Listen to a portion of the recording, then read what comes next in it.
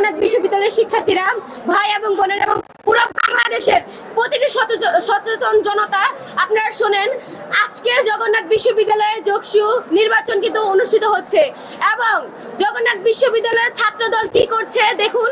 একজন আপু যিনি কিনা 14 ব্যাচের শিক্ষার্থী আইন বিভাগের জগন্নাথ বিশ্ববিদ্যালয়, তাকে জামায়াত কর্মী বলে, সোজাসুজি শুনুন, উনি হিজাব করে, এই জন্যই তাকে জামায়াত কর্মী বলে তাকে পুলিশে ধরাই দিয়েছে। এভাবে জগন্নাথ বিশ্ববিদ্যালয়ের ছাত্রদল মুখে বলে আমরা নারীদের নিরাপত্তা নিশ্চিত করব, ক্যাম্পাসগুলো হবে নারীদের জন্য নিরাপদ, কিন্তু তারা কি করছে?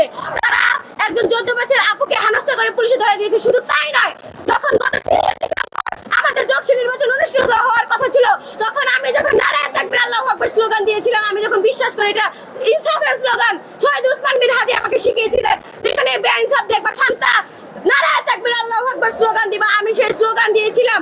বিপরীতে তারা কি করেছিল? মাইক টেনে নিয়েছিল। শুধু মাইক টেনে নিয়ে যদি তারা ক্ষান্ত থাকতো, তারা ক্ষান্ত থাকে নাই। তারা নারায়ে তাকবীর আল্লাহু আকবরের মতন একটা মহান স্লোগানের বিপরীতে ভুয়া ভুয়া স্লোগান দিয়েছিল।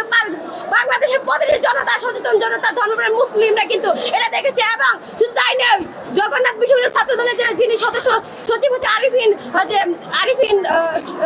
কি বলে শামসুল আরিফিন ভাই, উনি এর আগেও কিন্তু নারী শিক্ষার্থীদের হিজাব মন্তব্য, হিজাব নিয়ে গুরুত্বপূর্ণ মন্তব্য করে সমালোচনার শিকার হয়েছিলেন।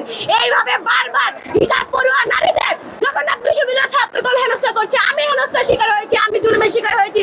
সেই দিন আমার হাত থেকে মাইক টেনে নেওয়ার পর আমি চুপ ছিলাম, কিন্তু তারা এখন নারায়ে তাকবীর আল্লাহু আকবার স্লোগানের বিরুদ্ধে ভুয়া ভুয়া স্লোগান দিয়েছিল, আমি কিন্তু তেড়ে গিয়েছিলাম এবং তারা বলতে চাইছে আমি কিন্তু বিশৃঙ্খল ছিল। তারা আমাকেও জামায়াত কর্মী এবং শিবির ট্যাগ দিতে চেয়েছে।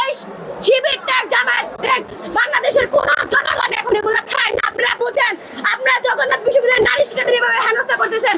আপনারা চতুর্থ পঞ্চম ব্যাচের যে শিক্ষার্থী আছে, ওনারা মানে 14-15 না, ওনারা হচ্ছে চতুর্থ এবং পঞ্চম ব্যাচের শিক্ষার্থী, ওনারা কিন্তু জগন্নাথ বিশ্ববিদ্যালয়ের এখন ছাত্র নাই। এই অছাত্ররা কিভাবে জগন্নাথ বিশ্ববিদ্যালয়ের শান্তি শৃঙ্খলা নিরাপত্তা নারীদের জন্য হুমকির শিকার হচ্ছে বাংলাদেশের মানুষ। দেখেন জগন্নাথ বিশ্ববিদ্যালয়ের শিক্ষার্থীরা, দেখেন আপনারা ভোটের মাধ্যমে এইসব অছাত্র কুছাত্রদের আপনারা হচ্ছে রুখে দিবেন। এবং আপনারা জানেন তাদের যে প্যানেল আছে, ঐক্যবদ্ধ নির্ভীক জবিয়ান প্যানেলের যে প্যানেলিস্ট বৃন্দরা আছে এবং ছাত্র দলের সাথে মিলে তারাও কিন্তু ভুয়া ভুয়া স্লোগান দিয়েছিল। আপনারা যে বলবেন যে ছাত্রদের যে প্যানেল দিয়েছে সেটা ইনক্লুসিভ প্যানেল, কিভাবে ইনক্লুসিভ হয়? কেউ একজন ক্ষমা চাইছিল? নারায়ে তাকবীর আল্লাহু আকবরের বিপরীতে ভুয়া ভুয়া স্লোগান দেওয়ার পরে কেউ ক্ষমা চাইল? খাদিজুল কুবরা আপু, যারা আমি খুব ভালোবাসি, শ্রদ্ধা করি, উনি হচ্ছে আওয়ামী লীগ আমলে উনি কিন্তু 15 মাস জেলে ছিল, উনি কিন্তু নিজে থেকে স্বীকার